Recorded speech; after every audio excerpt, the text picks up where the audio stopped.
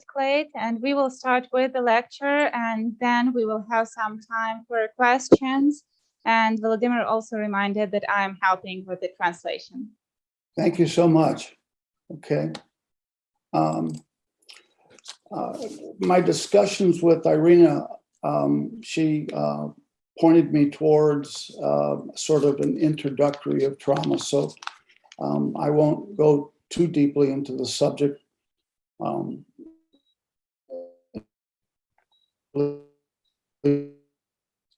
This first time, and to go with the subject if you need it deeper or any directions you want to go as we go along. So I'm just starting with a real basic introduction, if that's okay. Із мого обговорення із Іриною я зрозумів, що перш за все мені потрібно розповісти, як зробити такий, так би мовити, вступ до травми, розповісти більше про основи, на цьому я буду зосереджуватися, і потім уже в залежності від потреб ми будемо, можливо, заглиблюватися. Should I go ahead? Okay, I should just talk once you pause, right? Yes. Okay. When I All just right. help you talk. All right. Okay. I wanted to start with a little experience. Many people do not understand trauma. You'll hear things like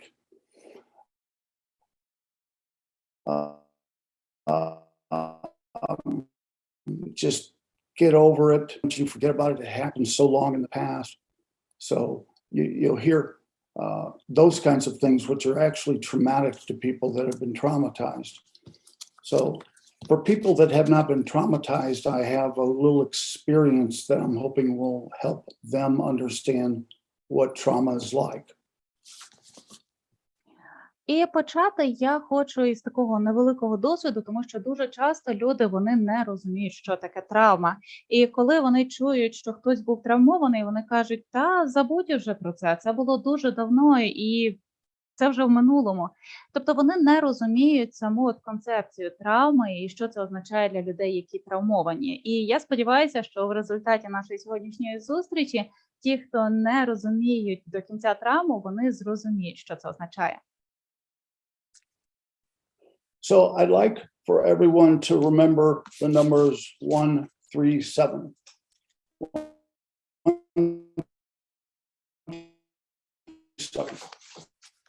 3, 7. Anybody? A week, a month, a year?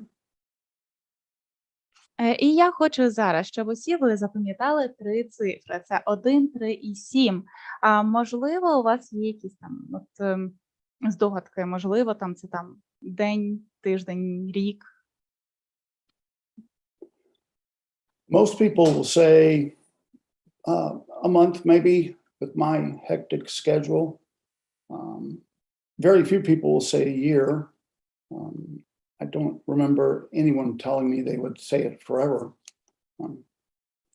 And now that we've talked a little bit about those random numbers, what if I tell you that a year from now, you won't know when, but I will jump out at you and say to you, what are the numbers? And if you can tell me the numbers, I'm going to give you $1 million. І, власне, досить часто люди кажуть, що вони там пам'ятають якісь моменти протягом місяця, хтось каже, дуже мало кажуть, що протягом року, але ніхто не казав, що пам'ятає це вічність.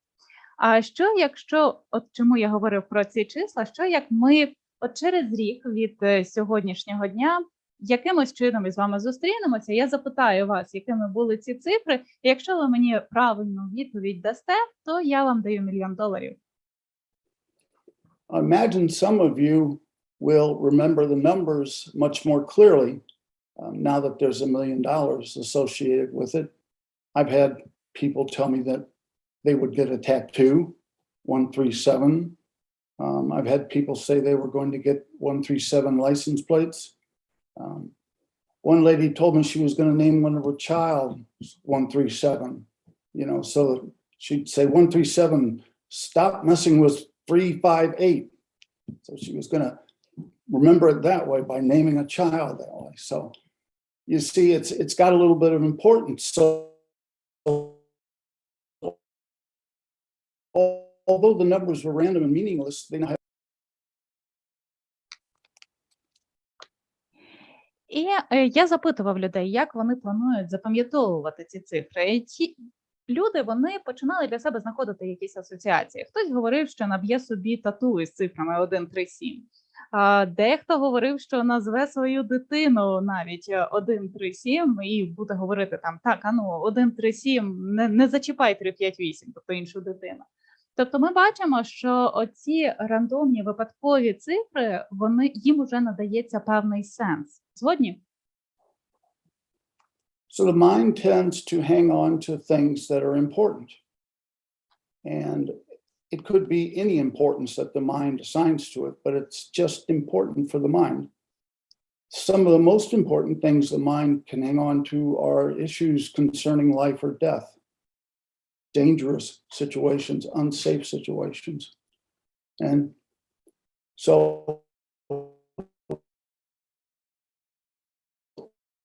just keep that in mind when who's had trauma.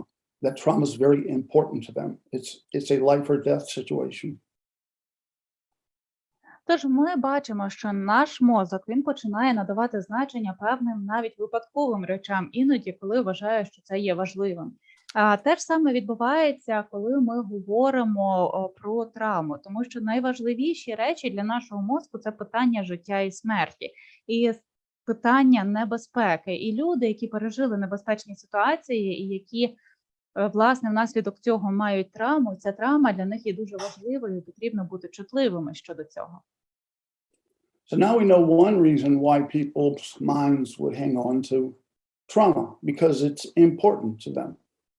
It feels so important that it means life or death. Now I'd like to tell you a little story about a dog.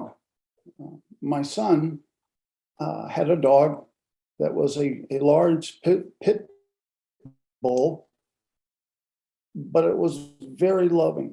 Weighed 75 pounds, but it kept trying to get on your lap because it didn't know it weighed 75 pounds.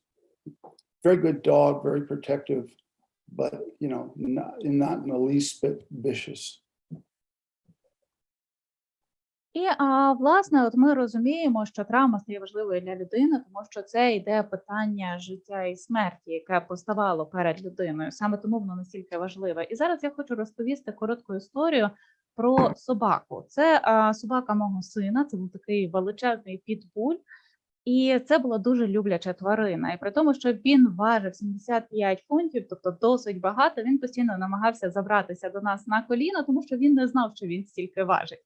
І він постійно хотів на руки, а він також завжди був готовий захищати. Тобто він був дуже відданий. So my son named the dog Pooh Bear. I'm not sure why, but Pooh Bear could get outside if the door was open an inch. I don't know how he did this. He could get out the door somehow. And he would run the neighborhood. And my son would have a terrible time chasing him. So one day, he was about 2 blocks away, Pooh Bear was.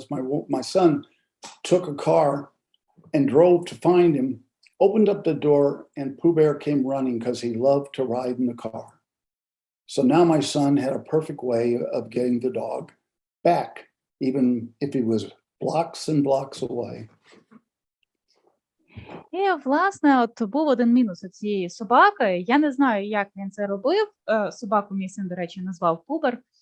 Якщо у нас двері вхідні були хоча б трішечки відчинені, хоча б на краплиночку, він вибігав із тих дверей і починав ганяти по сусідству. І тоді у мого сина був такий величезний виклик, як спіймати і привезти додому цю собаку. І одного разу, коли собака, насправді він втік на декілька кварталів, мій син найняв автівку для того, щоб знайти собаку. І він відчинив двері в цій автівці, і собака одразу ж бігла до нього, тому що він дуже любив також кататися в автомобілі. І мій син знайшов таким чином ідеальний спосіб, як повертати цю собаку додому, навіть якщо вона далеко втекла. So for this part of the experience, I would like for you to close your eyes. Imagine I'm driving, my wife and I are driving to the store, and there's a car on the right of us in the right-hand lane. It's a white Explorer. And suddenly I see a dog run in front of this car, and it looks exactly like my son's dog, Pooh Bear. The white Explorer hits it dead center. So hard that the dog lands on the road. І далі для наступної частини цієї історії я вас прошу заплющити очі для того, щоб був більший ефект.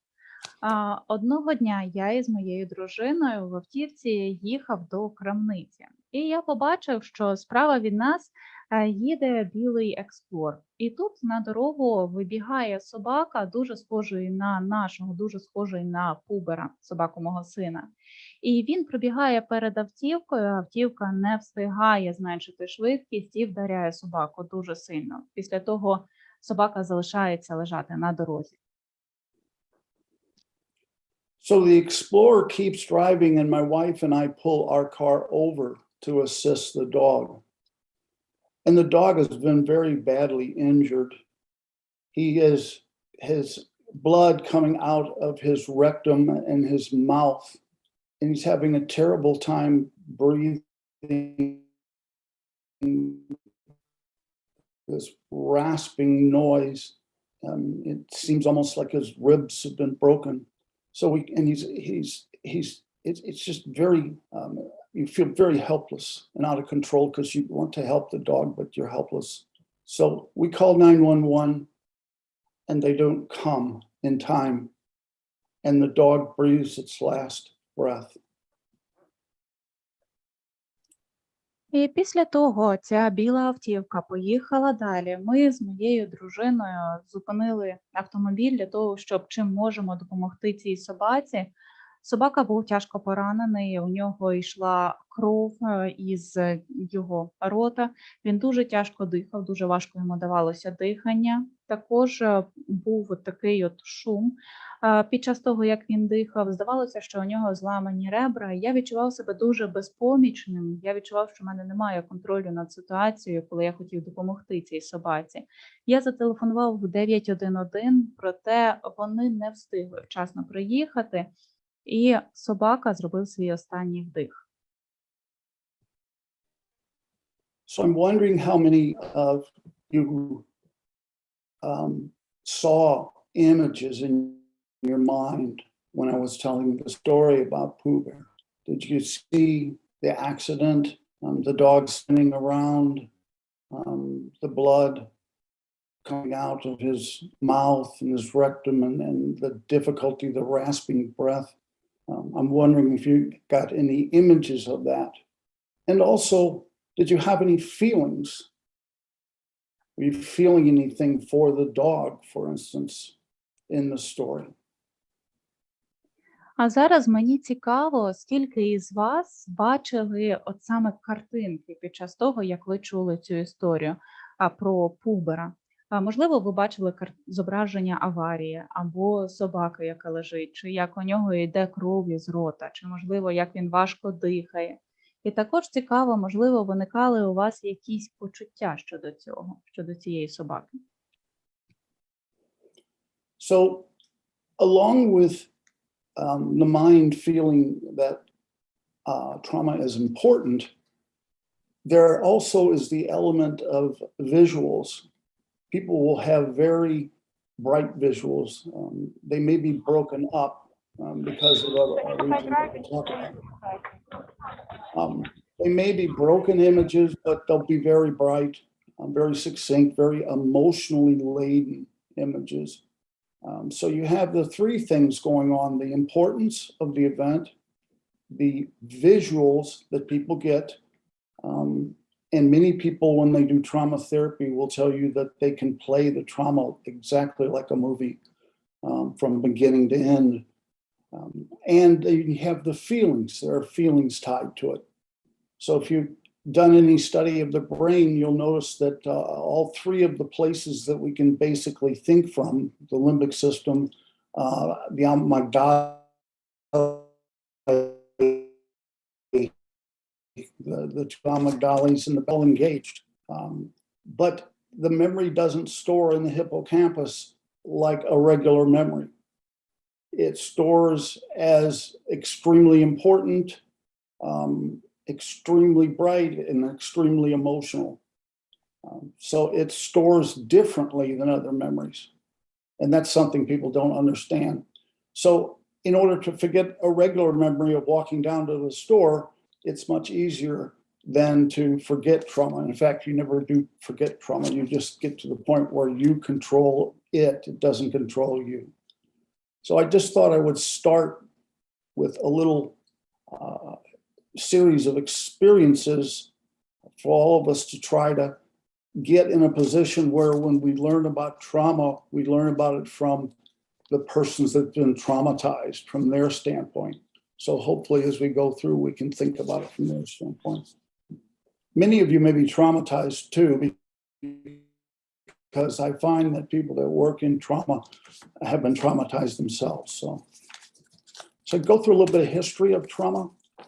Most of you probably know this. I'm sorry, I need a minute just to translate. Okay, yeah, I'm going too fast for you. Sorry. Отже, як ви бачите, ця візуальна частина, вона може бути досить яскравою. І у людей, які травмовані, дійсно, вони мають ці яскраве емоційне навантаження, яке є на спогадах саме про травму. Тому ми бачимо, що от є 3 таких компоненти, які ми можемо виділити, які виділяються власне дослідженнями. Це те, що перш за все це був важливий досвід, тобто важливий момент у їхньому житті, саме ця травма. Друге, це те, що у них є візуальна частина, вони це бачать дуже яскраво, іноді ця картинка, вона є, так би мовити, поламаною, але вона є яскравою, вона несе у собі емоційне навантаження. І досить часто люди, які працюють із травмою, вони кажуть, що от їхні пацієнти, тобто ті, з ким вони працюють, вони як фільм можуть розповісти про цю травму, вони можуть це побачити, як це почалося і як це закінчилося. І я хочу зазначити, що також у мозку це пов'язується із лімбічною системою, її реакціями. І ці спогади, вони зберігаються по-іншому. Тобто вони не зберігаються, як ті спогади, коли ми, наприклад, йдемо до крамниці. Я вибачаюся, Ілоно, якщо можна вимкнути мікрофон, тому що трошки заважає. Дякую. І коли, наприклад, ми йдемо до крамниці, ми розуміємо, що у нас спогади зберігаються по одному, тобто вони набагато легше опрацьовуються, ніж коли у нас ідуть якісь спогади про травму, які вже будуть зберігатися зовсім іншим чином. Саме тому я вирішив почати із такого от досвіду, для того, щоб ми могли краще зрозуміти точку зору людей, які були травмовані. Я хочу зазначити, можливо, і ви також можете бути травмовані, адже досить часто люди, які працюють із травмою, травмуються і самі. So a little bit of history of trauma, just real short. During World War II, we began to notice that people coming back and they were changed. They called it shell shock and old sergeant's disease, lots of things. But it was assumed that it would pass and that it was not going to be something that was going to give them difficulty over their life. І я хочу трошечки розповісти про історію травми. Тобто, коли люди от поверталися із звідкись і вони от змінювалися, це називалося певним таким от шоковим станом. Тобто бачили, що людина вже зовсім інша. At the time, too, the benefits package that was given to people coming back from World War II was very generous.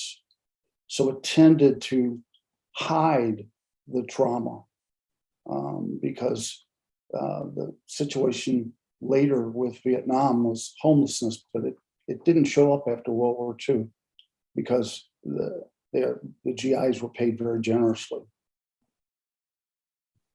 І також, наприклад, після Другої світової війни просто давали час тим, хто брав участь у цій війні, для того, щоб приховати цю травму, для того, щоб трохи заспокоїтися після цього. І це було досить щедро оплачено. І, наприклад, ми не бачили цього після В'єтнаму, тому що там, знову ж таки, оплата була досить щедрою. two things changed in Vietnam. One was that the war was brought into the living room of people. Literally every night they could sit down and watch the Vietnam War, so they could see the war live, what impact it had. The second thing that was changed is when people came back from the Vietnam War, they were vilified instead of being heroes. I personally remember being called a baby killer a number of times. So those two things made it very different to the Vietnam people. І два моменти, які відрізнялися саме, що стосується війни у В'єтнамі, це те, що перш за все ця війна, вона була по суті принесена додому, тому що люди могли дивитися, вони могли бачити цю війну, вони могли спостерігати, що відбувається, і так би мовити, вживу розуміти, що там іде. Друге, це те, що коли поверталися із війни, от ці солдати, вони не вважалися героями, як після Другої світової, а вони більше вважалися тими, хто робив щось погане. І досить часто там можна було почути, що ти вбивав дітей. By the time we had reached Iraq and Afghanistan, trauma was a real thing. PTSD, they labeled it as PTSD, post-traumatic stress disorder. And it was showing up with regularity, and the VA began to think they needed to deal with it, because unlike World War II, these vets were coming back. They were homeless, they were addicted, they were violent, and their families fell apart.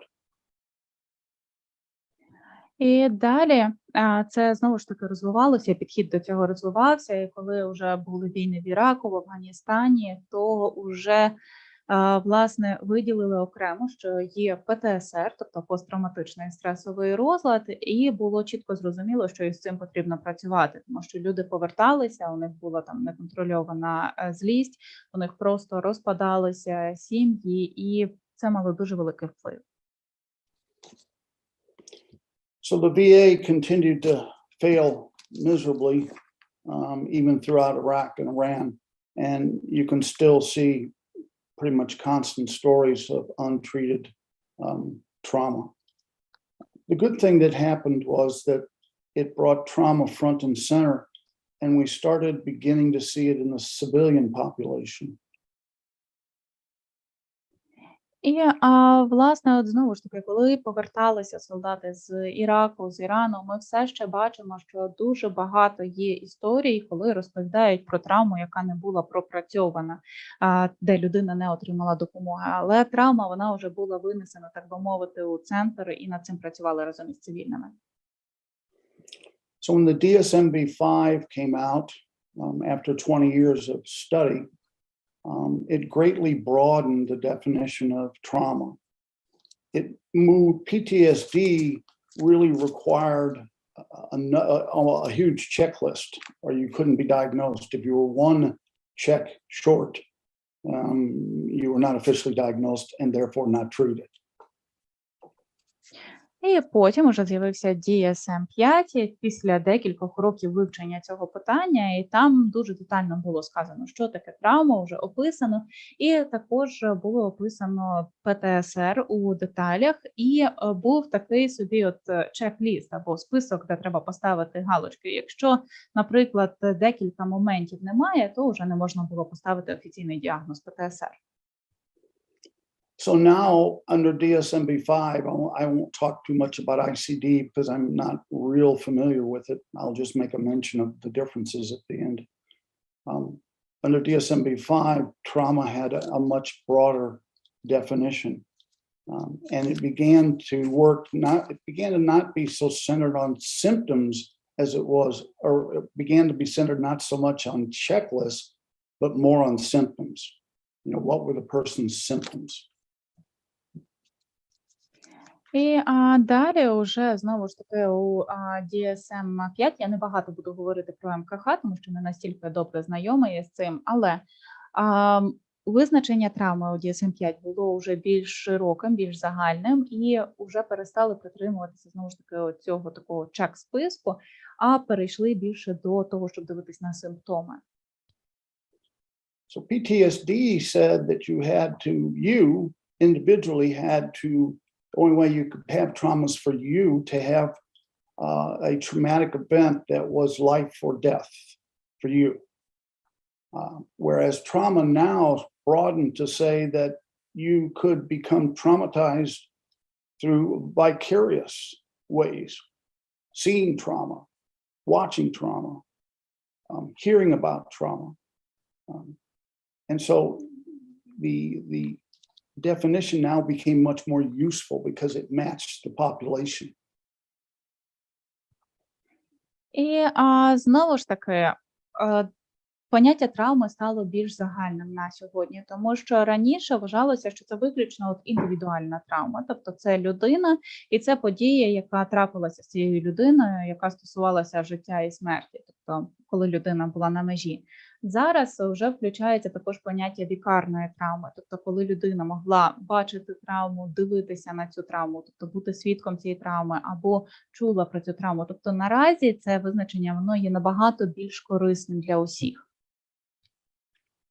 So the current definition includes actual or vicarious exposure to death or serious injury and sexual violence. That was important too. The addition of sexual violence could create a traumatic effect. The other thing that was added was the symptoms had to persist for 30 days, and they had to have a significant function problem with a person's functioning, had to affect their functioning in life. Що, власне, наразі включається до визначення, це те, що це могла бути або пряма, або вікарна травма, або, тобто людина або напряму, або непрямо зустрічалася із смертю, з серйозними пошкодженнями, або сексуальним насиллям, що також надзвичайно важливо, що було включене сюди також сексуальне насильство. І додалося також, що симптоми мають тривати більше 30 днів і також спричиняти проблеми із функціонуванням. Тобто людині важко через це функціонувати. So with the current definition, you look for 4 categories. The first category is intrusive, and you need 2 symptoms. Remember, we're becoming more focused on symptoms now. And you can probably see that in the information you have. It's nightmares, flashbacks, distressive memories, and psychological distress. So you need 2 of those in intrusive. Отже, зараз ми поговоримо із вами про 4 категорії цих симптомів, які можуть бути. Перш за все, це нав'язливі симптоми. Тут має бути щонайменше 2 перелічені. You need one and І до нав'язливих симптомів у нас включаються флешбеки, кошмари, психологічний дистрес і так далі. I'm sorry. My fault. You need one in avoidance, which includes intrusive thoughts. Those are thoughts that you're like, gee, I wish I hadn't had that thought. Attempt to avoid memories, deliberately trying to say, boy, I don't want to remember that. And negative emotions, which can include obviously anger and depression and all the negative side. Наступна частина – це у нас іде уникання. І людина намагається уникати або ж нав'язливих думок, які час від часу підходять. Людина каже, ні, я про це думати не буду, і намагається це уникати. Це може бути уникання спогадів, і людина каже, що ні, цього не пам'ятаю, не знаю нічого. Це може бути уникання негативних емоцій, таких як гнів або депресія. So there was number 3 category is lack of positive affect, and it includes 5 different symptoms. Affect meaning just, flat affect, which it's got insomnia, risky behaviors. I don't want to just read the slides, but I don't know how much information you have in front of you. Hypervigilance, increased aggression, and hyperstartalization. So you need one of those. We still have kind of a menu working here. You know, we're picking off a menu, different items. І далі також от ми з вами обговорили вже 3 категорії. Це коли йде у нас нестача такого от позитивного афекту, але також ще ми говоримо із вами про те, що у людини може бути також і безсоння, може бути людина залучатися до ризикової поведінки, людина може бути гіперзбудження, підвищена агресивність і так далі. Я не знаю, от яка інформація є у вас. Я не хочу зараз все зачитувати повністю із слайду, але це як таке, знаєте, меню, з якого ми, так би мовити, обираємо. And the last one, thankfully, is physical reactivity. And you need 2 symptoms. There's a change in the person's belief system. They're distressed about the event. Adhinania, which means just lack of joy. Isolation, blaming yourself, anger. These are all emotions that are tied to trauma. Difficulty recalling the events, and we'll talk about why that is in a little bit. Exaggerated negative beliefs about the world, other people, and themselves, especially themselves. The exaggerated negative beliefs about themselves are really dangerous and painful. І далі також останній момент – це фізичне реагування. Знову ж таки, нам 2 пункти потрібно, хоча б, щоб було із всіх цих, тобто 2 симптоми. Тут може змінюватися система переконань, тут може бути у людини дистрес, схильність до ізоляції, самозвинувачення, гнів. Також у людини можуть бути труднощі із згадуванням цієї події. Ми про це пізніше трохи більш детально поговоримо. А також можуть бути такі перебільшені негативні переконання про інших і про себе, особливо про себе, і це є досить небезпечно. So just real quickly, the ICD includes both PTSD and a new designation called CPTSD, which really means that complexed post-traumatic stress disorder. So there's a sort of simple, no trauma is simple, but simple just means one-time event, natural. You know, like in war, if your friend gets his head shot off, that's one event and it's natural. And then complex is something in which there are a number of different traumatic events to deal with. Usually complex is seen with children or younger people. It starts at that age, it starts that early. І зараз, наприклад, хочу декілька слів сказати про МКХ, тому що сюди включається наразі і ПТСР, і те, що було, і те, що стало більш новітньою розробкою, це КПТСР або комплексний, власне, ПТСР. І знову ж таки, це ніби ПТСР ускладнений. Не можна сказати, що є проста травма, але насправді, от якщо це трапилося один раз, це була якась одна подія, і, скажімо, це там щось трапилося, що є більш природнім, тоді це буде от звичайна така от травма. Коли ми говоримо про ускладнений уже от цей ПТСР, це означає, що була низка травмуючих подій, і особливо от цей комплексний ПТСР особливо часто зустрічається у дітей і у молоді.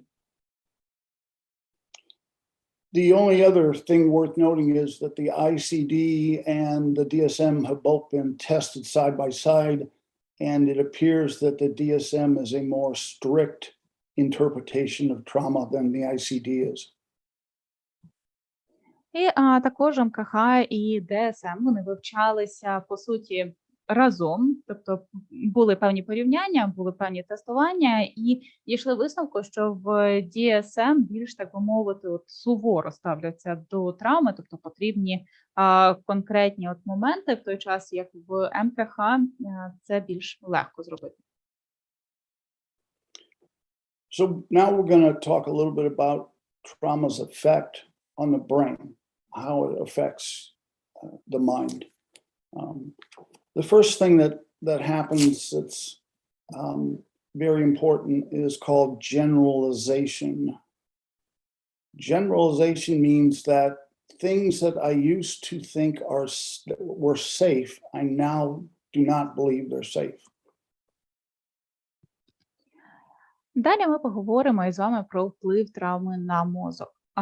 Перше, що відбувається, це людина стає схильною до узагальнення. Тобто, якщо раніше людина думала «я у безпеці», то зараз вони більше в це не вірять. So if, for instance, you were jumped by a lion and the lion was hiding behind a bush and the bush was green and there was a breeze going on and then there was a rock, you would suddenly not know why, but you'd also be afraid of bushes and maybe the color green and large boulders, not quite knowing why. Насправді, якщо ми припустимо таку ситуацію, що на вас напав лев, і цей лев, він ховався за гілкою, гілка була зелена, і там також був такий от вітерець, була гора, то в результаті цієї ситуації ви можете почати боятися гілок або там кущів, наприклад, якщо він був за кущем, боятися зеленого кольору і, власне, не зовсім розуміти, чому ж так відбувається. So in the amygdales, there's two of them, they're little almond-shaped things in the back here. They carry our emotions. That's where our fight, flight, fawn, or freeze reaction is. That's the part of our brain that protects us. When in danger, it's going to want to do one of those four things.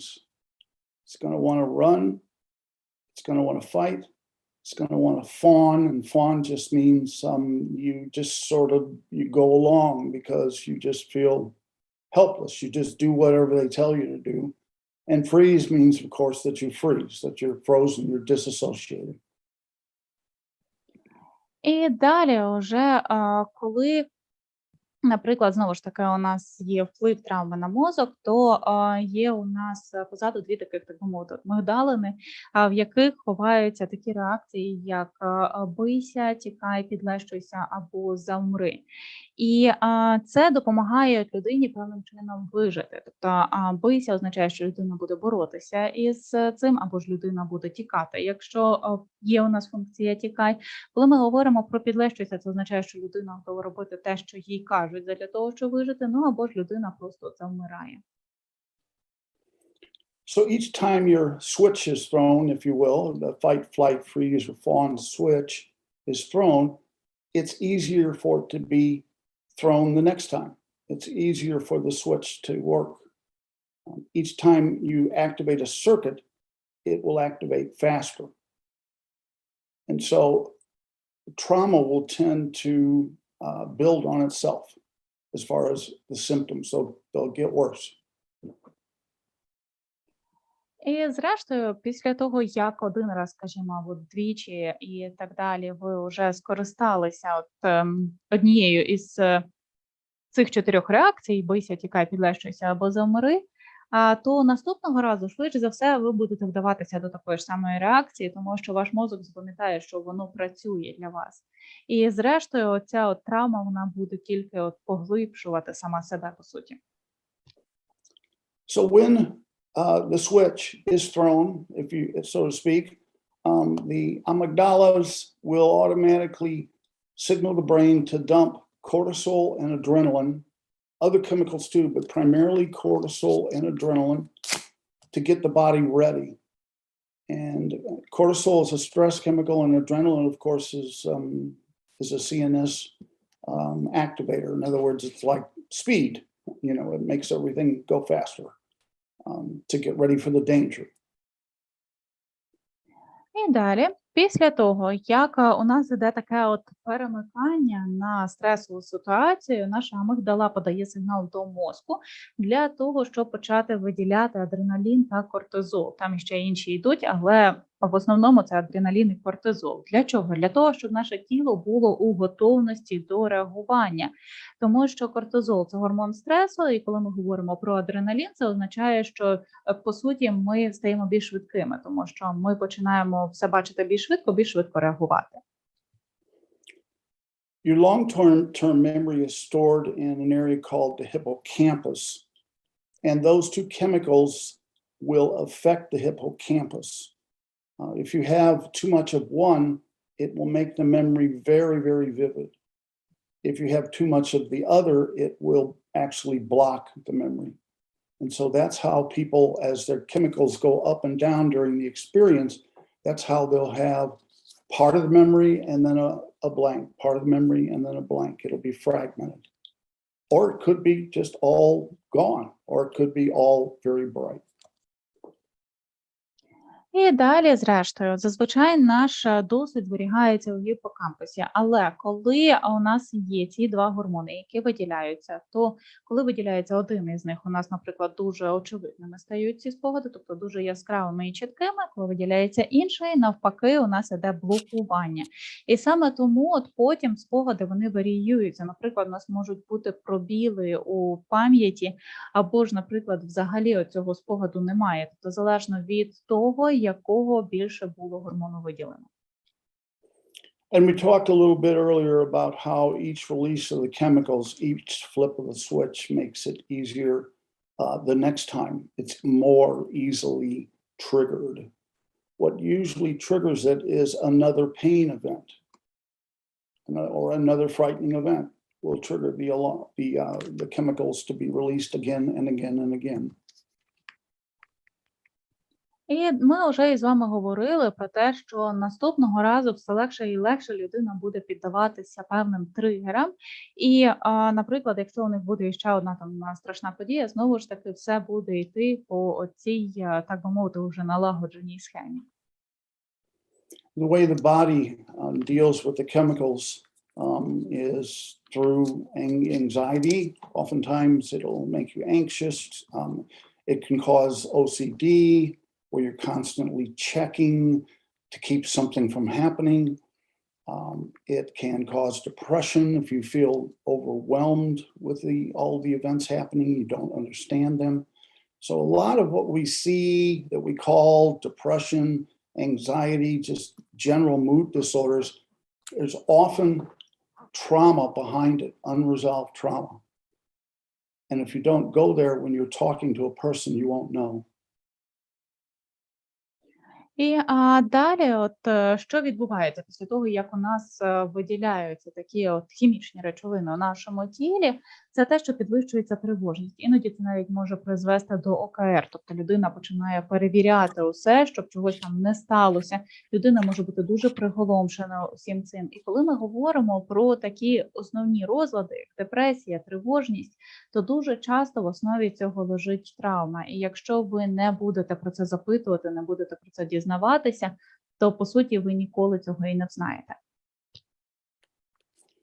So now I thought I would talk a little bit, with your permission, about not just the chemicals reaction, what it does to the chemistry of the brain, but what it does to a person's belief system. Your belief system is kind of, if you think of it as a pair of sunglasses that you see the world through, it's kind of how you filter things and how you protect yourself, how you learn to trust people, what makes it, it's how a person functions to what they believe. І з вашого дозволу, я далі не буду розповідати, як ці хімічні речовини впливають на мозок, але я розкажу, як вони впливають, власне, на систему переконань людини. Тому що систему переконань можна побачити як такі сонцезахисні окуляри. Це спосіб людини захищати себе, бачити світ навколо себе і розуміти цей світ, по суті. So there is a change in a person's beliefs. Before the trauma, they may have trusted other people, themselves, the world, and that may have shifted entirely. They may not trust men, or they may not trust women. It depends on what happened to them as to what part of their belief system gets altered. But now they see the world very differently. They've got a different pair of sunglasses, if you will, look through. І далі, можливо, до травми люди вірили в інших, вірили іншим, вірили у себе, вірили у гарний, хороший світ. А зараз вони можуть, скажімо, не вірити чоловікам або не вірити жінкам, в залежності від того, що сталося. Це вже похитнуло, так би мовити, ті переконання, які у них були усталеними. І якщо бажаєте, можна це порівняти з тим, що людина просто одягла інші сонцезахисні окуляри і тепер бачить все по-іншому. So I have taken the common beliefs, used information available from Action and Commitment Therapy Act and from CBT, Cognitive Behavioral Therapy, and gathered all of these negative beliefs that people can have and done factor analysis to try to determine which beliefs are usually associated with trauma. And I've created a number of just want everyone to know that I've sent of the stuff that I use to Arena, and it's available to anyone who wants to use it. I have a negative belief sheet that gathers, asks them to rate how often their mind thinks this thought, and it might be like, I'm weak, I can't control my feelings, and on. So it gives you a picture of how their beliefs have changed. І далі, дуже гарно працює із загальними переконаннями підхід терапії когнітивної обробки або когнітивно-поведінкова терапія. І, власне, ми тоді звертаємося саме до переконань людини, до того, як вони були змінені і які саме переконання пов'язані із травмою. І я також надіслав Ірині ті матеріали, які я використовую при роботі із своїми клієнтами. Тож, якщо вам це буде цікаво, ви зможете попросити, тому що ці матеріали вони у відкритому доступі, і я ними поділився. Я досить часто прошу своїх клієнтів оцінити за шкалою, наприклад, як вони почуваються. Вони там можуть сказати, наприклад, я слабкий або я не можу контролювати, що відбувається навколо мене, і щоб вони дали цьому певну цифру, там, наприклад, в межах 10. The belief sheet is useful not only in capturing the person's current belief system when you start therapy. These are the kinds of things they believe, but it can help you test whether or not the therapy itself is changing their beliefs back to more normal. If you do the sheet periodically, you can see changes in the beliefs. І це допомагає, перш за все, побачити їхню поточну систему переконань, якою вони керуються, у яку вони вірять. І коли ви починаєте із ними певну терапію, і ви починаєте такі тести, то це допомагає вам також побачити, чи ця дана терапія допомагає змінювати ці переконання назад до норми. And you have to remember that trauma begets trauma. In other words, when we look at trauma, there's a high correlation with more trauma. We don't exactly know why. There are some theories that aren't testable. We have some guesses. But what we do know is if you've been traumatized once and it's unresolved, it's likely that you will be traumatized again. І хочу також сказати, що травма, яка не була пропрацьована, не вирішена травма, вона досить часто спричиняє подальші травми. Немає поки що цьому якогось наукового пояснення, є поки що здогадки, які ще не були підтверджені, про те, що ми спостерігаємо на практиці. Це те, що якщо один раз була у людини невирішена травма, то швидше за все ця людина буде травмована знову.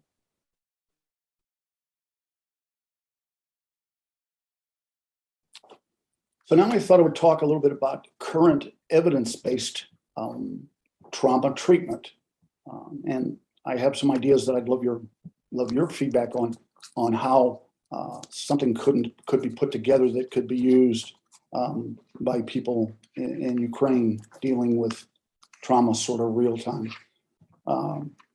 So there are three basic evidence-based trauma treatments. they've been that way for about 30 years. It's been the same treatments for about 30 years. This is according to the APA, the Association for Psychological. It's sort of the hallmark for psychologists. So there are 3 of them. I'll go through them real quick here. І я зараз хочу із вами надалі поговорити про науково-доказові види терапії, які використовуються, власне, наразі. Їх є 3 основні види, і я дуже радий був би, зрештою, потім почути від вас зворотній зв'язок, тому що, можливо, ви зможете розказати, що використовується в Україні наразі для того, щоб працювати з травмою у реальному часі. Тож хочу сказати, що є 3 основні види таких науково-доказових видів терапії, які використовуються вже близько 30 років. Вони були затверджені асоціацією психологів. Власне, тобто APA – це як такий уже важливий знак. So the American Psychological Association, again, it sort of monitors and continually researches trauma treatment and has best practices recommendations. The first one is prolonged exposure. It's been around for about 45 years. It's the very first treatment that showed efficacy.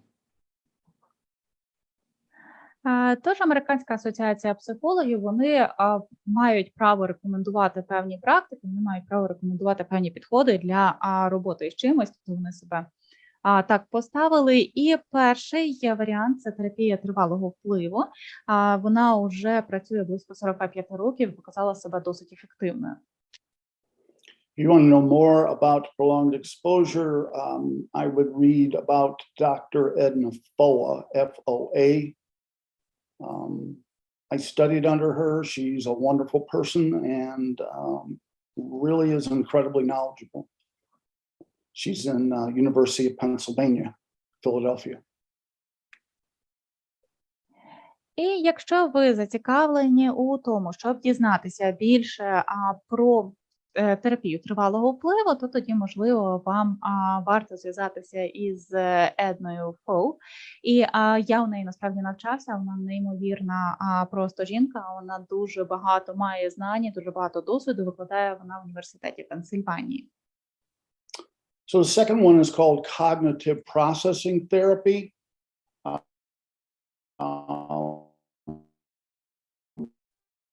CPT, it's an offshoot. CBT therapy is an offshoot of CBT. Cognitive processing therapy involves something a little different. Далі наступним моментом є терапія когнітивної обробки, і також, що ще гарно працює, це КПТ, але не потрібно плутати із когнітивно-поведінковою. Йдеться саме про когнітивно-процесуальну терапію, яка також має певні моменти, які допомагають це пропрацьовувати. All 3 of the high evidence-based, scientifically tested protocols have some level of exposure to the memory and re-exposure to the memory. So it seems that exposure to the memory is necessary. It can be done different ways. Obviously, it doesn't have to be direct exposure, in vivo exposure, in other words.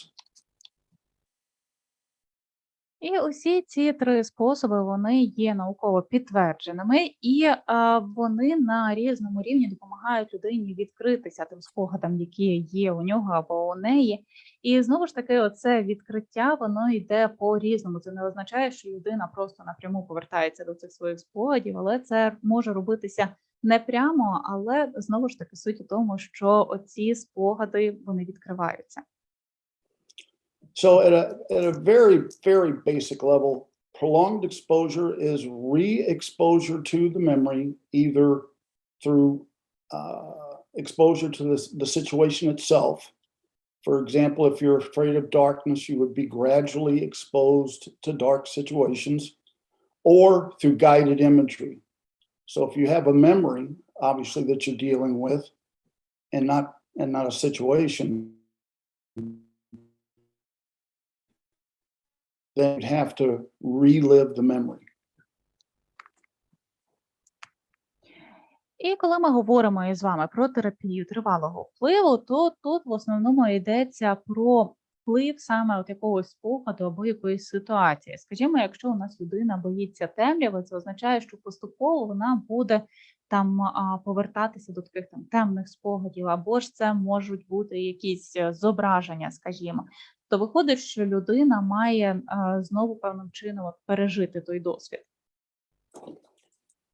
If you think about it very simply, exposing yourself to something gradually makes it more normalized. For example, if you watched a horror film, the very first time the protagonist jumped out, your body would react, your breathing would increase, you might let out a little scream, take a deep breath.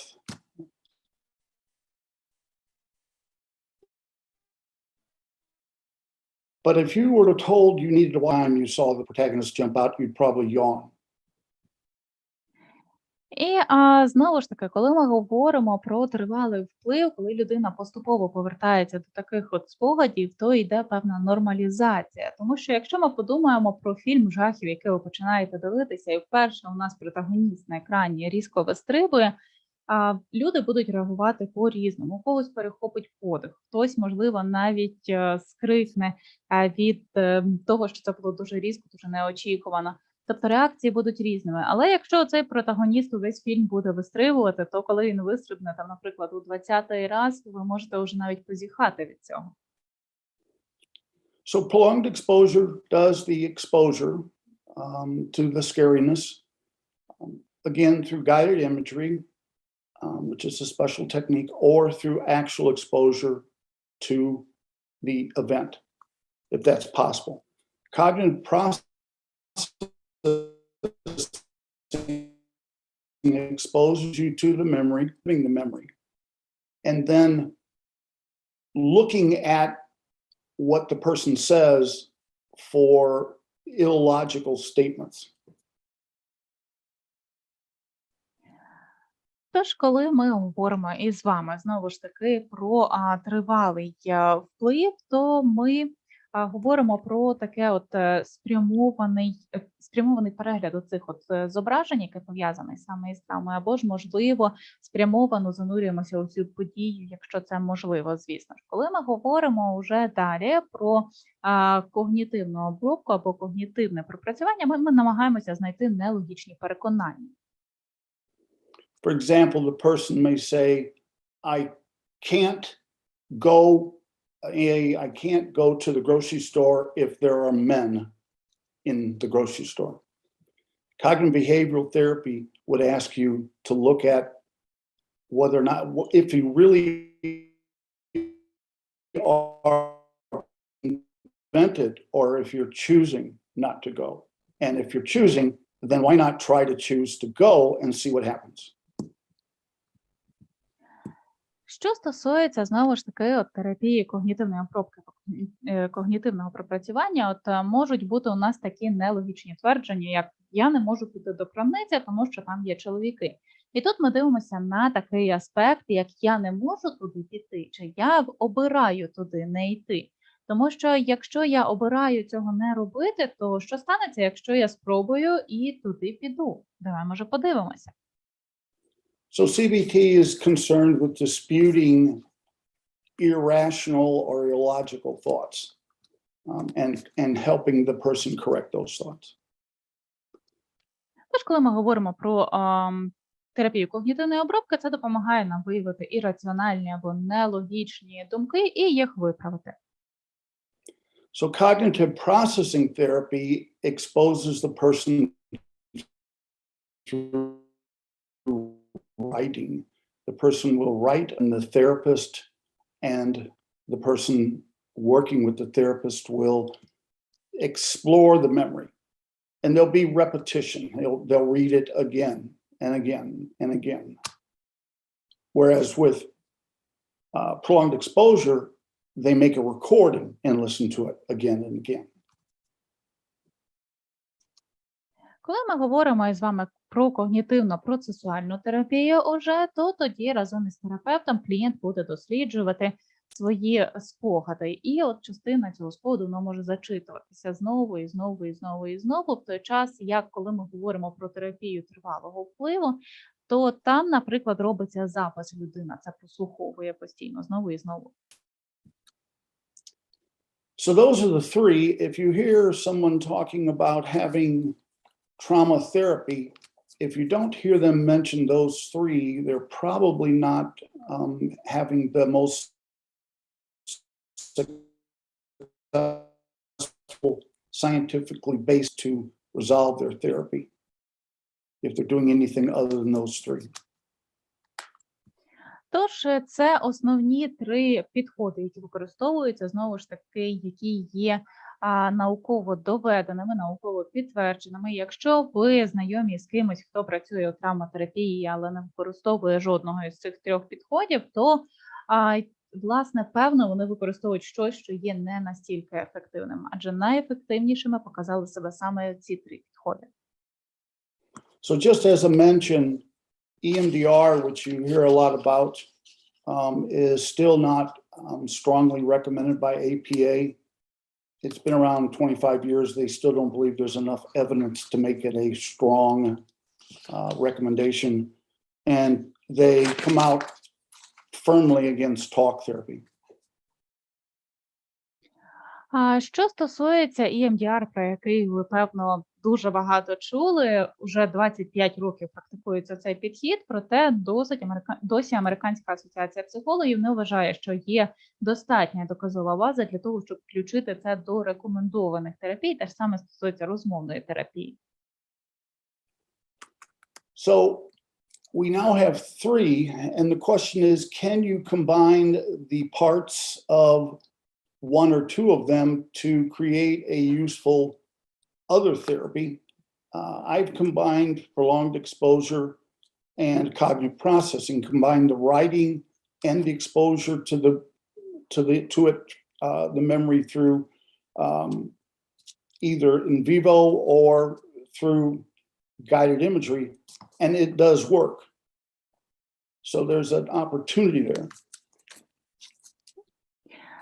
Далі, що стосується комбінації або поєднання різних варіантів науково-доказової терапії, я, наприклад, досить тривалий час поєдную терапію тривалого впливу і терапію когнітивної обробки.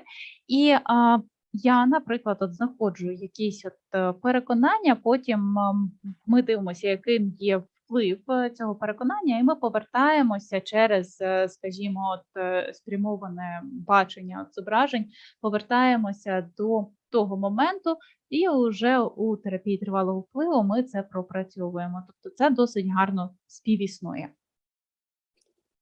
So just something for everyone to think about. If you took all of the steps in each one of the protocols, and each step has been tested for efficacy, it works.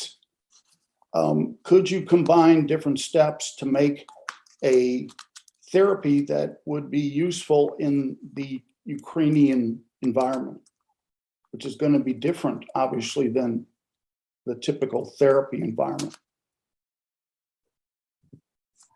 І, власне, далі от таке питання. Якщо ми бачимо, що є у нас усі кроки перевірені, так, науково підтверджені, є у нас усі ці протоколи, які науково підтверджені, все це перевірене, все це ефективне, чи можемо ми поєднати, скажімо, різні частини цих підтверджених терапій для того, щоб створити щось нове, що буде працювати саме в українському середовищі наразі і покаже себе не менш ефективним.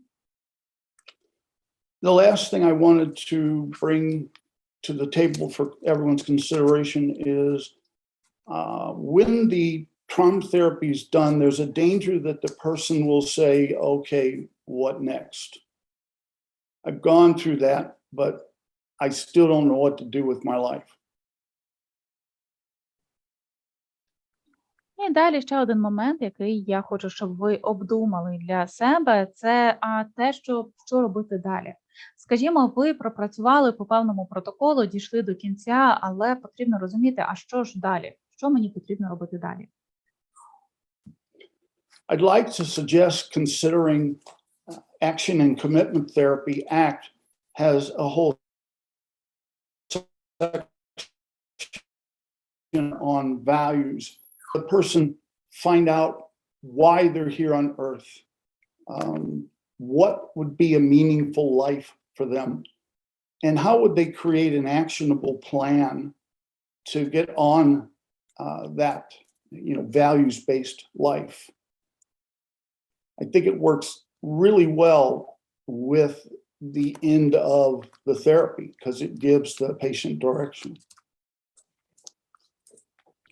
І я б вам запропонував використовувати терапію дії та залученості, тому що це допомагає задуматися вашому клієнту чи вашому пацієнту, чому власне вони взагалі є на цій землі, що для них означає прожити значиме життя, і допомагає їм певним чином скласти план подальших дій, які вони хочуть мати у своєму житті, і їхнє життя, щоб було засноване на цінностях. Це дуже гарна річ для того, щоб використовувати її для закінчення терапії, тому що це дає певний напрямок вашому клієнту опісля.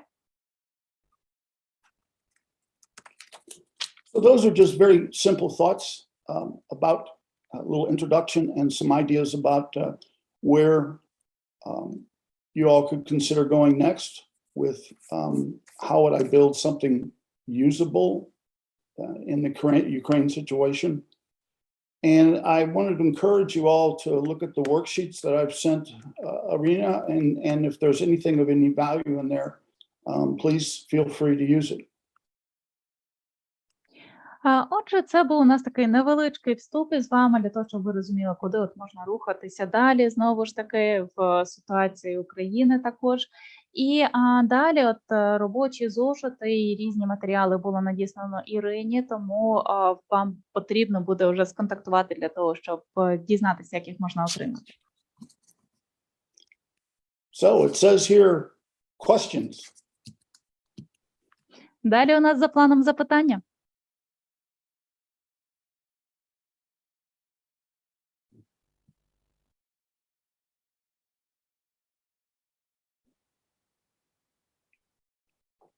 I was that clear, huh? Що все було настільки зрозуміло? We have one question in the chat from Diana. She says, how can I understand that my client is ready to work with trauma? Because I don't want to harm my client. Good. Well, there was kind of two questions. That's a great question, though. Number one, we really don't see in controlled atmosphere, the research doesn't show that we're harming them by re-exposing them to the trauma. What happens is, though, that they will quit. It's a very high rate of quitting.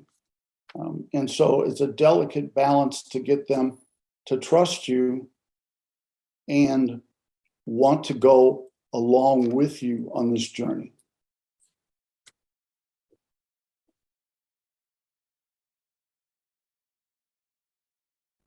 Oh, I'm just waiting for you. Do you translate now? Питання насправді дуже гарне, і власне для того, щоб не спричинити шкоду своєму клієнту, як от Діана запитувала у чаті, тут має бути певний баланс. Тобто ваш клієнт, він повинен вам довіряти, і він повинен хотіти рухатися із вами далі у терапії. Тому що насправді, якщо ви почнете одразу працювати з клієнтом над травмою, то дуже високі показники того, що просто люди йдуть з терапії, вони не продовжують роботу. Тож має бути баланс довіри і бажання рухатися далі. I also give them lots of information so they feel very comfortable about what it is they're going to be doing. They have issues with lack of control, and so you want to make sure that they feel like they're in control of the therapy. So I will give them lots of information about what the different therapies are like,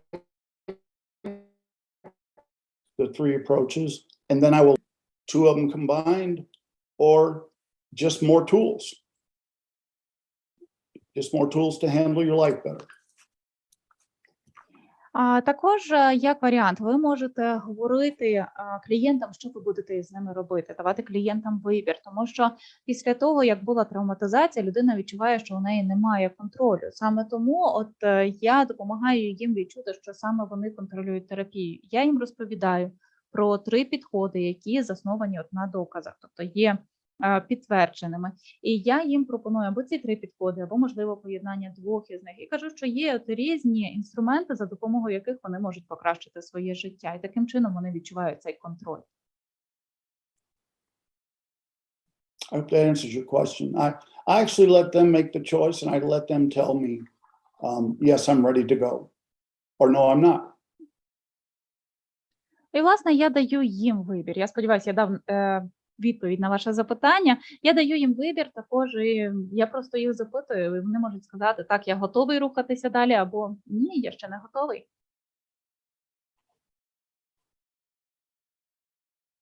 One more question in the chat from Mariana. Are there good exercises to improve sleep when the person is in trauma? Yes, yes. They're usually the complaint I hear is flight of ideas. They just have too many ideas going on, things going too fast. And so I work on using some ADHD techniques. You can use white noise. You can use theta music. There's a whole list of music that shows scientifically that we can, if listened to for a while, we can shift the brain from alpha waves, which is the sort of jittery waves that they're having, to theta waves, slow rolling wave to a ramp.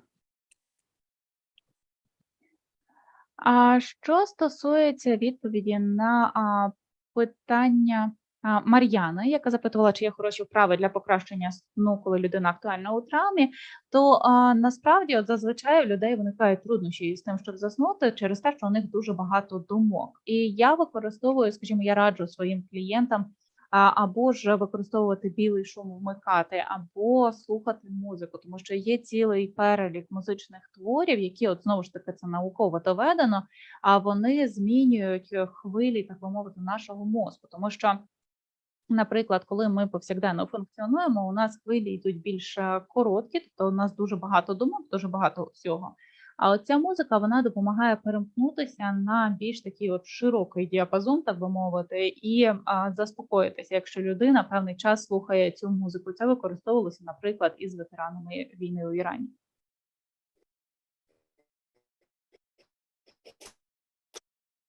We also practice muscle relax every session. I'll turn the theta music on so they can hear it from my office, and we'll actually go through a muscle routine where they'll relax their muscles, and I teach them how to relax their mind. You know, we do some meditation. So I physically try to prepare them. І також, наприклад, коли я працюю онлайн із своїми клієнтами, я вмикаю у себе в офісі музику, так, щоб вони її чули, і ми з ними робимо розслаблення м'язів. Це також є дуже помічним, я показую, я їх проводжу по цьому, як це варто робити, і також ми розслабляємо мозок, тобто ми з ними робимо певні медитації також разом.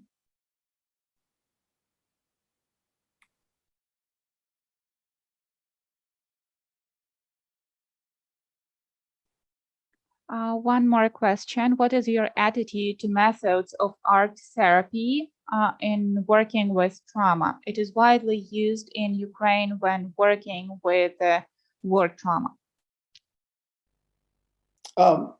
Yes, I used it for several years when all I did was sexually traumatized children. And play therapy and art therapy work very well. They're the only way of reaching someone at that level, certain people at that level. So yes, I think it's wonderful stuff. For sure. Відповідь на питання Ольги щодо того, яке ставлення до методів арт-терапії щодо роботи з травмою, бо це широко використовується в Україні при роботі з травмою війни. Відповідь полягає в тому, що декілька років, власне, я використовував арт-терапію у роботі, особливо коли я працював із сексуальною травмою у дітей, і тут дуже гарно себе показувала ігрова терапія і також арт-терапія, тому так, це чудова річ. And I used it with TFCBT. TFCBT is the only child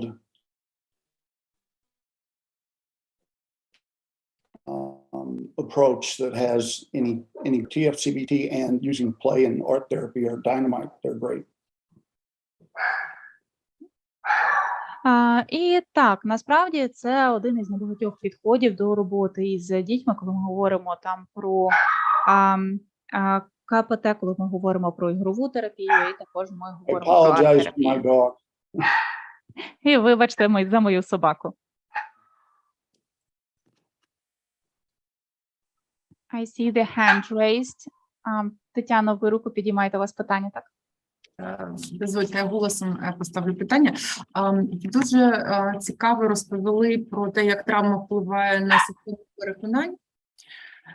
І моє питання пов'язане з тим, що ми знаходимося в період травми, яка ще триває. It was very interesting to listen about how trauma impacts the belief system of people, and we are in the situation when the trauma is going on right now. І в цьому є особливість опрацювання цієї травми, тому що класичні терапевтичні підходи можуть не спрацьовувати. Ми ще знаходимося в стані гострої травми. And this is the peculiarity of our situation, because somehow the classical methods might not work in this situation because we are in the period of acute trauma. Yes. І така система переконань одночасно є частиною системи захистів людини. And such system of belief is partially the defense system of a person. І переконання – це те, що найскладніше опрацьовувати в людині і найдовше. And belief is the thing that is the hardest and takes the longest time to process. І я би хотіла навести приклад. В одного з наших корпоративних клієнтів є два топ-менеджери, які зараз, як вони самі діагностують в компанії, переживають стани ПТСР.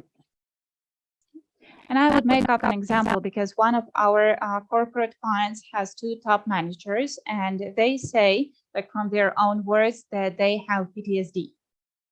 І одна з топ-менеджерів знаходилася в Бучі під час бойових дій там і знаходилася в підвалі протягом кількох тижнів, і з частиною евакуювалася до Європи. Вона прийшла через справжній ад.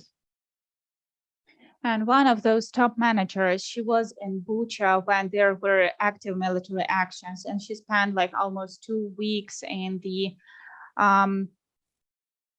like under the house, and like she just lived through the hell, and then she was evacuated to Europe. Але вона там опинилася кілька років назад, тому що вона переїхала з Донецьку, де почалася війна у 2014 році на сході України. And she lived in Bucha because previously, even before that, she used to live in Donetsk, that is in eastern Ukraine, and there the war started in 2014. А друга топ-менеджер, вона, в неї син, який знаходиться зараз на фронті, і вона кожного дня переживає за його життя, і вона також зараз евакуювалася і знаходиться в Європі. And the second top manager has a son who is on the front line, and every day she is worrying for his life and safety, and she is also in the Europe because she was evacuated as well. І ці дві жінки знаходяться справді в стані, коли вони травмовані, і в них зовсім різні і часто протилежні переконання. So these are two traumatized women, and they have different and sometimes opposite beliefs. І я подумала про те, що якщо б ми зараз на цьому етапі працювали з їхніми переконаннями, це було б найважче, щоб нам прийшлося зробити.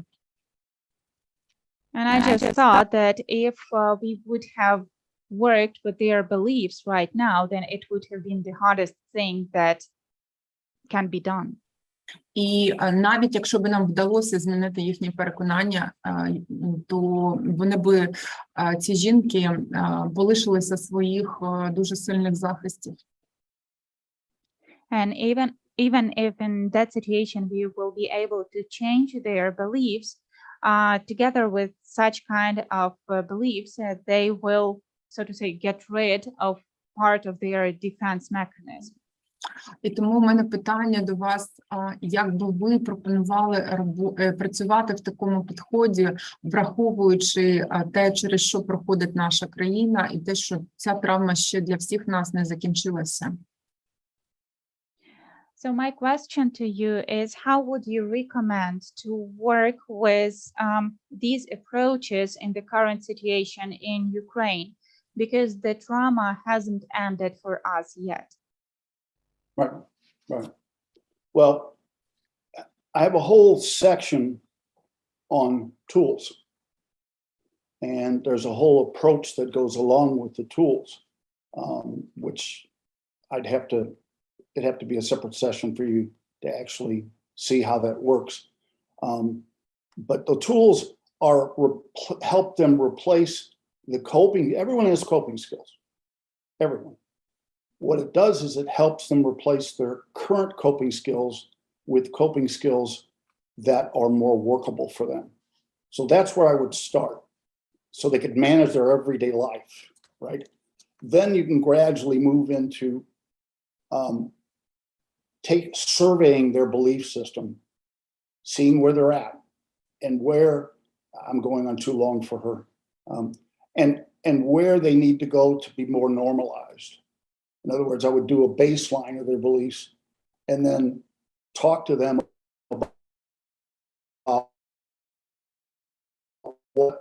what feels normal, what doesn't feel normal about their belief system, and then with them together work on trying to move that belief system to more normal.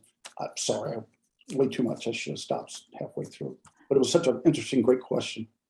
Насправді питання надзвичайно дуже цікаве. У мене є цілий розділ інструментів, які можуть використовуватися. Для цього, певно, потрібно буде окрема сесія для того, щоб розповісти, показати, як це все працює.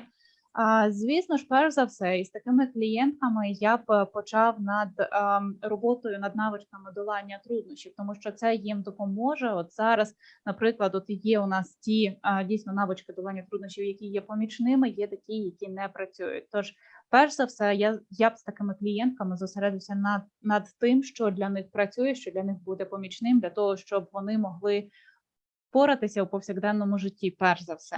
Після того, власне, я б звернувся до їхньої системи переконань для того, щоб зрозуміти, куди рухатися в рамках нормалізації. Тобто запитати їх, що для них почувається нормальним, а що для них почувається якимось там неправильним. І вже далі з цього я б зрозумів, куди рухатися далі для того, щоб нормалізувати їхню систему переконань. Дякую дуже. Хотіла би уточнити, тобто ми починаємо зі зміни копінгових стратегій. Треба ідентифікувати ті копінгові стратегії, які наразі в них є і були до сьогодні, і, можливо, запропонувати якісь інші. І тому далі подивитися, чи ці нові копінгові стратегії будуть саме для них працювати, і потім з часом перейти до системи переконань. Thank you very much. I would just like to confirm my understanding. So first of all, we are aiming at changing coping strategies that they had and that they have right now, and to offer them other coping strategies that probably would work better for them. Then we just see whether it's working, and then we are switching to their belief system. Is that correct? Yes. Yes. And there's other work that I do where I make them sensitive to the fact that as humans, we live in two worlds. We live in this world that we've created, and then we live in this world. the physical world. And we talk about the difference between the two and how to shift your focus when it's too crowded up here to something safe out here. You know, like a place they like to walk along the lake. And, you know, in other words, we're trying to create safe places for them. So that if the trauma work feels a little crowded, they have things they can do. And we practice them. We make them habits. We create actual habits so they'll pop up quickly. These new tools. І я зазвичай кажу своїм клієнтам, що ми проживаємо, по суті, у двох світах. Один світ – це який ми створюємо у себе, по суті, от у голові, і інший світ – це світ, який навколо нас. І от коли ми говоримо про цей світ, створений нами, і у нас там надто багато усього відбувається, іноді потрібно від цього відпочити. І це може бути прогулянка біля озера, тобто ми вже звертаємося до світу навколо нас. Тобто таким чином ми намагаємося для них створити, знову ж таки, безпечне місце. І так як у них от є от ця травма, ми намагаємося їм допомогти і дати їм звички, які будуть для них помічними. Знову ж таки, от як та прогулянка тощо. Дуже дякую вам, дякую за відповідь. Це взагалі дуже цікавий підхід, тому що за весь час війни ніхто не говорив про зміну системи переконань. Ми говорили переважно про кризове консультування, про емоційну стабілізацію. Але про такий підхід він мені здавався таким притаманним класичній психотерапії. Я ніколи не думала, що це може працювати під час того, з чим стикаємося ми зараз. І я вам дуже вдячна за те, що можна подивитися з цього боку на цю проблему. I would like to thank you very much because it is very interesting approach because like we never talked about changing the belief system of people. We were more talking about emotional stabilization, about crisis counseling, but I never thought that such kind of classical approaches can be helpful and can work in our conditions. So thank you very much for this point of view. Well, and I want to leave my email in case anyone wants to reconnect. And I wish I had the worksheets in front of me. I think I don't believe I've explained myself very well without the worksheets. I could have showed you how the worksheets support everything and how the process would work. And I think that's the biggest challenge that you have. It's an amazing challenge, how to do new trauma work while trauma is going on. And I do think there are ways of doing it. Like we talked about combining some of the classical stuff together that we know works with other things. So I have some ideas on that if anybody wants to, if anybody thinks that would be interesting. І насправді я хочу залишити адресу своєї електронної пошти, тому що якщо хтось захоче вийти на зв'язок, то я із радістю, тому що мені здається, я недостатньо себе висловив, я недостатньо гарно пояснив свою точку зору, свій підхід. І тому що переді мною не було от цього робочого зошита наразі, але я хочу сказати, що це завжди є таким викликом, як працювати із травмою, коли вона ще не закінчилася, коли вона іще має місце. І тут ми можемо поєднувати, знову ж таки, класичні підходи із якимись іншими. У мене є певні ідеї, як це може працювати, тому кому буде цікаво, будь ласка, сконтактуйте зі мною.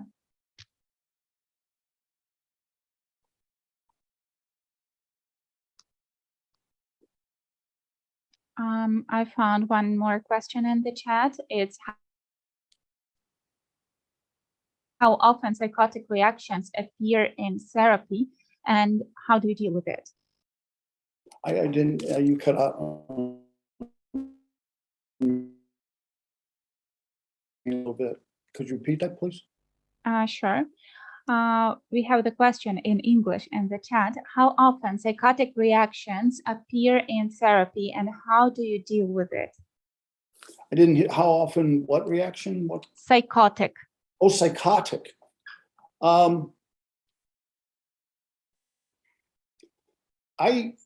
I've only seen it a couple times, and those times I've used grounding techniques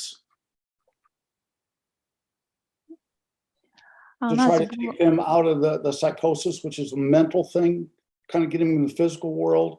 You know, let's stay in the room. Tell me what colors the walls are. What does the floor feel like on your feet? The grounding skills. So. Було у нас питання від Олексія англійською, як часто психотичні реакції проявляються на терапії, яким чином з цим працювати.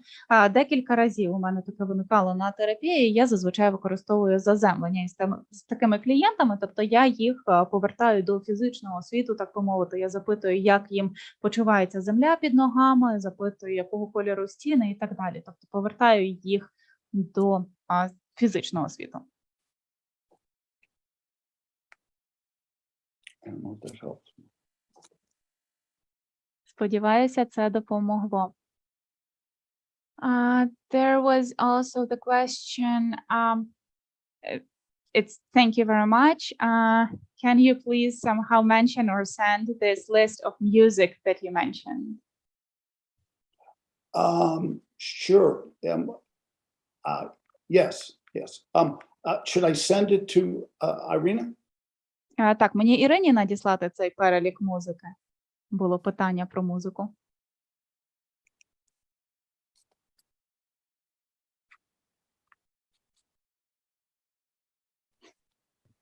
Так, Електро може надіслати мені, ми тоді домовимося про організовану розсилку всім учасникам на пошти. Yes, you can send that to Irina, and she will send it to all the participants. To their Передайте, email. будь ласка, також Клату, що ми розіслали всі матеріали, які він надавав, тобто учасники вже ознайомлюються з ними. And all the participants already received the materials that you shared, so they already have those. Okay, great. I didn't have them in front of me. Okay. Так, на жаль, переді мною цього не було, тому вибачайте.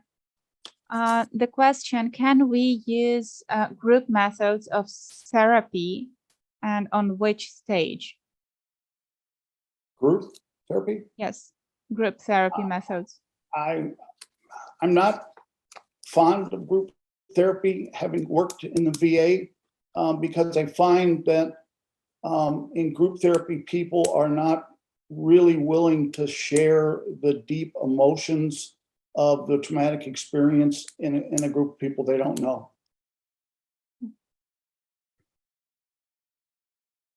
So I find they get to a certain place, but they don't go where they have to go because of worry about people around them, what they're thinking. So I wish it worked. Було у нас питання, чи можна використовувати групові методи терапії, на якому етапі. Ну, наразі, власне, я не є прихильником групової терапії при роботі у Раді ветеранів, тому що це не дозволяє більш глибоко заглибитися у емоції людини, і досить часто люди не хочуть розповідати про свій травматичний досвід у групі людей, яких вони не знають. Тобто це не дозволяє піти настільки глибоко, так би мовити, наскільки хотілося б. And again, I have more material. If you see what I have, but you don't see what you think you need, please drop me a line. And, it's so much easier. I always tell people the best material I have, I stole. Так, і, власне, я гадаю, що найкраще, якщо ви будете Please feel free.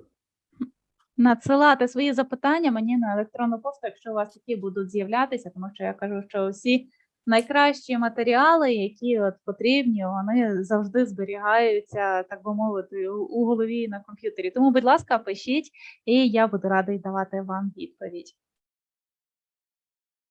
I don't see any more questions in the chat. Okay.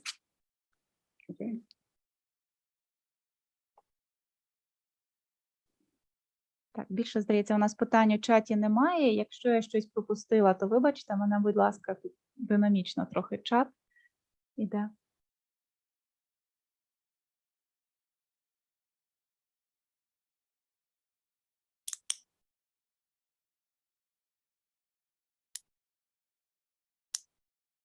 So I would love to talk to somebody at some point about how we can construct a protocol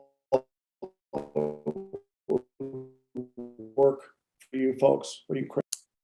And I think there's a way of taking existing protocols and combining them to make something useful.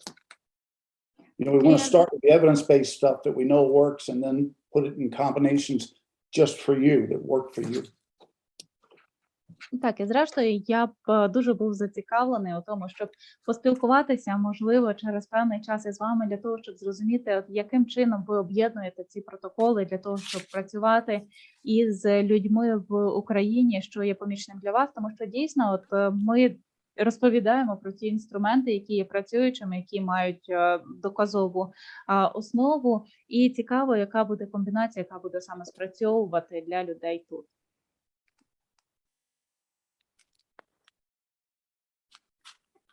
We have a lot of thank you in the chat. People are writing that the webinar was very useful and that this experience was very useful.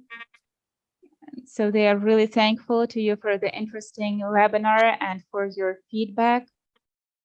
We also have that they mentioned that the speaker and the translator are great. So people are really satisfied with this meeting. Good, I hope so. I hope it helps. Так, я дуже сподіваюся, що вам це буде помічним.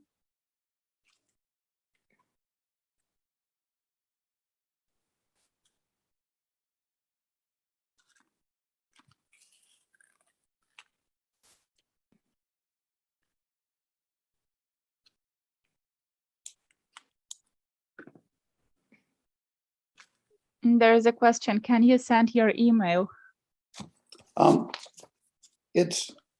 It's my name, CLETEDELLER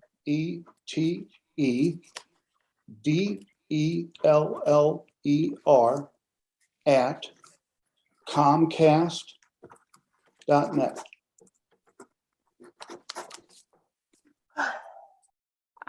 Could you probably maybe you can share your email with Irina, and then she will just share it with others. Or That would be great. Sure. Я написала тільки що в чат. Кому цікаво, будь ласка, зайдіть в чат, подивіться. Okay. So Irina just sent into the chat your email. So those who are interested, they can copy that from there. Okay, because I would say she does have it. We've been emailing back and forth, so I know she has it. So. Okay. Так, чудово, тому що я знаю, що у неї моя пошта була. Anything I can do to help? Чи є ще щось, чим я можу допомогти?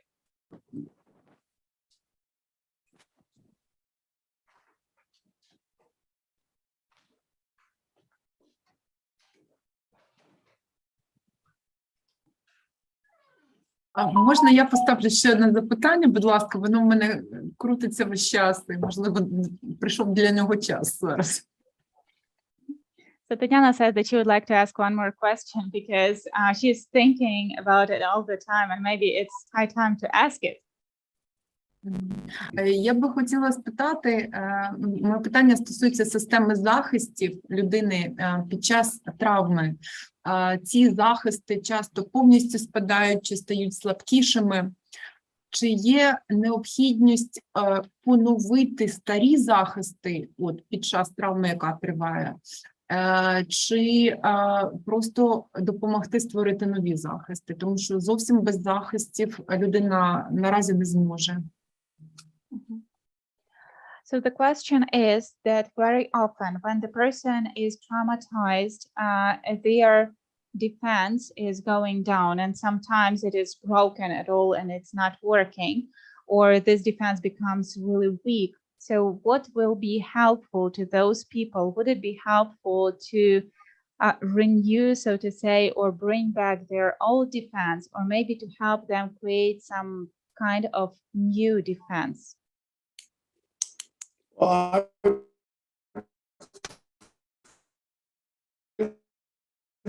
I would have all the answers, but my feeling would be that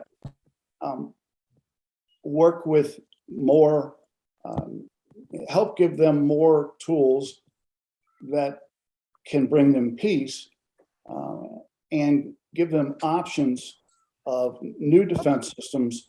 And I would say at the same time, doing the values work is very helpful, because when you've lost all your defenses, usually you are rudderless, so to speak. And the values work helps give people a rudder, a direction, and a purpose. So I would do both those things at once. That's just my approach. Насправді я працював над обома речами одночасно. Я вважаю, що потрібно давати інструменти таким клієнтам, які допоможуть їм власне відновити їхній спокій, наскільки це можливо, і давати їм знову ж таки варіанти нового захисту, що вони можуть використовувати, і також працювати із цінностями, тому що досить часто, коли у людини немає цього захисту, вона просто втрачає, так би мовити, себе. Вона втрачає той напрямок, у якому хотіла рухатися до цього. Тому допомогти їм знову ж таки відновити оцей напрямок і знову побачити мету у їхньому житті. Дуже дякую вам. Дякую. Thank you very much. Thank you.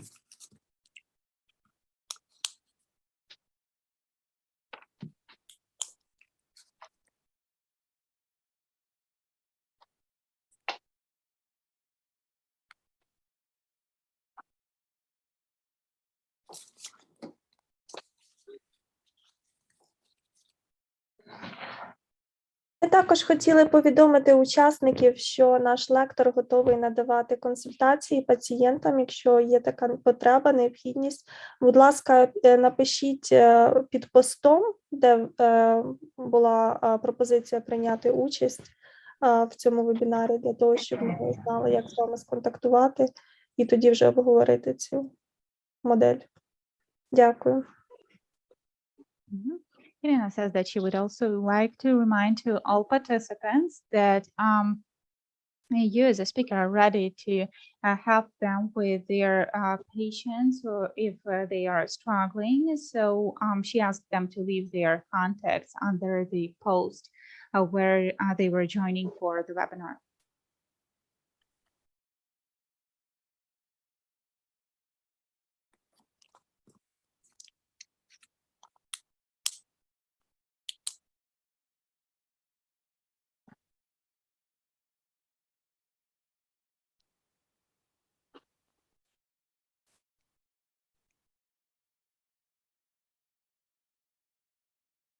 Добре, ми дякуємо всім за увагу. Тоді бажаємо всім гарного вечора, щоб всіх все вдавалося в роботі, і тоді до зустрічі. So we are really thankful to you for a very informative and interesting webinar. And now we would like to say goodbye to everyone and see you. Thank you, everyone. Thank you. Дуже всім дякую.